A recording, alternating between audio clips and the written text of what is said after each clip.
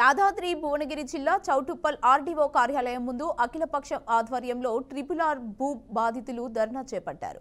ఈ కార్యక్రమంలో ఎమ్మెల్సీ నెల్లికంటి సత్యం, మునుగోడు మాజీ ఎమ్మెల్యే కుసుకుంట్ల ప్రభాకర్ రెడ్డి, బీజేపీ రాష్ట్ర నాయకులు గంగిడి మనోహర్ రెడ్డి, సిపిఐ జాతీయ నాయకులు పల్లా వెంకటరెడ్డి పాల్గొన్నారు. చౌటుప్పల్, నారాయణపురం మండలాల నుంచి భారీ ఎత్తున భూబాధితులు ధర్నాలో పాల్గొన్నారు. ఎటువంటి అవాంఛనీయ ఘటనలు జరగకుండా పోలీసులు భద్రతా ఏర్పాట్లను చేశారు. గత 3 సంవత్సరాలుగా ట్రిపుల్-ఆర్ ప్రాజెక్టులో భాగంగా ఉత్తర, దక్షిణ భాగాల్లో రైతులు భూములు కోల్పోయి తీవ్ర ఇబ్బందులు పడుతున్నారని ఎమ్మెల్సీ సత్యం తెలిపారు. ప్రతిపక్షంలో ఉన్నప్పుడు ఒక విధంగా అధికారంలోకి వచ్చిన తర్వాత మరో విధంగా మాట్లాడుతున్న అధికార పార్టీ నాయకుల వైఖరిని ఎమ్మెల్సీ సత్యం తప్పుపట్టారు.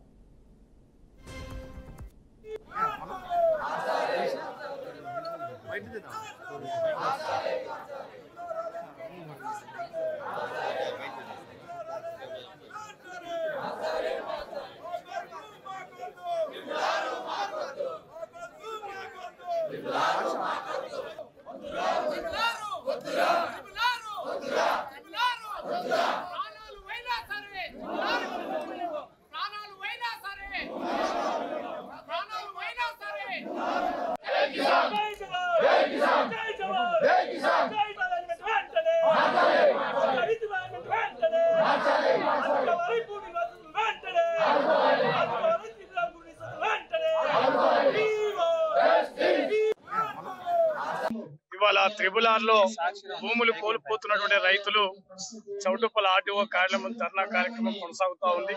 సరే, ముఖ్యంగా ప్రభుత్వాలు మారినప్పుడల్లా మరి అనేక సందర్భాలలో మరి అలైన్మెంట్ మార్చి, ముఖ్యంగా పారిశ్రామికవేత్తలకు, దివిసి కంపెనీ లాంటి వాళ్లకు మేలు చేకూర్చే విధంగా ఇలా అలైన్మెంట్ మార్చి మరి పేద రైతులు, మరి ఎకరం 2 ఎకరాల రైతుల గుండా ఇలా మరి రింగ్ రోడ్డుకు 40 కిలోమీటర్లు ఉండవలసినటువంటి మరి ట్రిపుల్-ఆర్ ని ఒక్కొక్క ప్రాంతం దగ్గర 28 కిలోమీటర్లు, 20 కిలోమీటర్లు, ఒక దగ్గర 60 కిలోమీటర్లు, ఒక దగ్గర 50 కిలోమీటర్ల పేరుతోని మరి ఈ అలైన్మెంట్ తీసుకురావడం జరిగింది.